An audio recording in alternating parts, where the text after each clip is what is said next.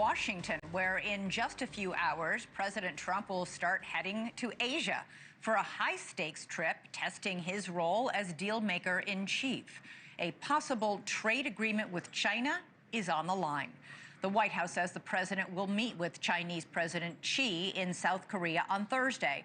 National Economic Council Director Kevin Hassett has high hopes about the big meeting.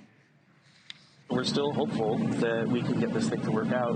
We were frustrated with some of the Chinese actions. We think that they were unacceptable the last few weeks, but there has been sort of a thawing of relations over the last few days, and conversations are continuing.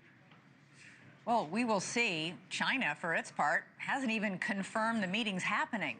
Relations are on shaky ground between the two countries after a tariff war broke out between the world's two biggest economies. President Trump is expected to sign a series of economic agreements in Asia, including one involving critical rare earth minerals. Now, this is key. China controls more than 90% of global output of rare earths, and they're essential to almost everything you do in your life, everything you use in your life, from your cars to your iPhones to your television sets, even to our nation's weapon systems. It guides our missiles to their targets. Still, President Trump is touting his tariffs, writing on Truth Social today that they are the reason the stock market is soaring. All three major indices closed at new record highs today. The Dow ended the day above 47,000 for the first time ever. Now, most economists say the big rally happened despite the tariffs, not because of them. They say the driver today was a key report showing lower inflation than expected. Either way, it's good news for investors and consumers. It means President Trump is likely to get that interest rate cut that he wants when the Federal Reserve meets next week. NewsNation's Washington correspondent Kellie Meyer joins us now live from the White House with more on this meeting and a possible trade deal with China. Kellie, what have you learned? Yeah, good evening, Elizabeth. President Trump getting ready to take off here from the White House just about 3 hours from now for quite possibly the most consequential trip of this presidency yet. He is set to meet with China's President Xi Jinping, as you said. And the president has been in the West Wing for most of the day today, I can tell you, as he prepares for this whirlwind trip across Asia, meetings in Malaysia, Japan, South Korea. So first up, Malaysia, you're going to see that on Sunday. Leaders are trying to push for a peace pact between Thailand and Cambodia and have President Trump preside over that ceremony, though peace has not yet been reached. Trump also hopes to nail down pledged investments from Japan and South Korea.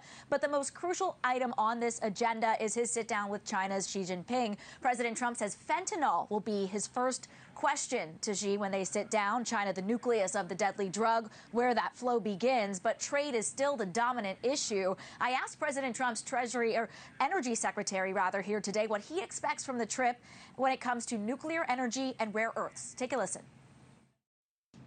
President Trump, a master negotiator. So I think, I don't know exactly what will come from it, but I'm sure massive benefit to America. He's going to talk to world leaders abroad about the key issues of the day and find that common ground and bring home some wins for America. Now, a wild card on this trip, Elizabeth, is whether or not President Trump meets with North Korean leader Kim Jong-un like he did in 2019. A senior White House official telling me there is no announcement at this time, though President Trump told me in August that he would like to meet with Kim Jong-un and says they get along great. Elizabeth. All right.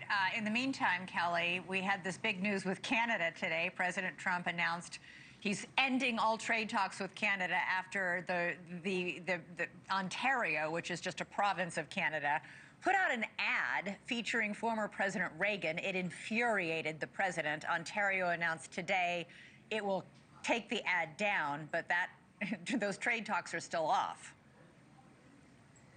Exactly, and we don't know where those stand at this hour, Elizabeth. So the Ontario Premier, as you said, pulling that ad after being really pulled through the mud by President Trump and his administration over this, as he also terminated those trade talks and called this ad fake. Trump's last post on this before the ad was pulled said, quote, Canada cheated and got caught.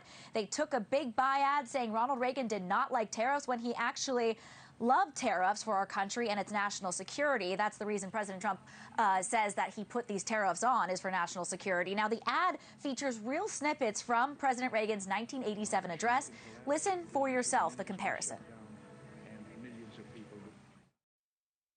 Now, imposing such tariffs or trade barriers and restrictions of any kind are steps that I am loath to take. And in a moment, I'll mention the sound economic reasons for this, that over the long run, such trade barriers hurt every American worker and consumer. But over the long run, such trade barriers hurt every American worker and consumer. Now, today, Canada's Prime Minister Mark Carney said he is ready to pick up those trade talks whenever Trump is. Now, the two will be in Asia for this summit next week, so we'll see if they have a pull aside. Elizabeth. Yeah, I think Trump is angry because they edited former President Reagan's speech there and remarks there, and maybe he's saying that to their own, to make themselves look good. We shall see how this ends, but boy, is he hot under the collar about this right now. Kellie, Meyer, thank you so much. Thank you for watching. Subscribe below and download our NewsNation app right now on your phone, and you will get fact-based, unbiased news for all Americans.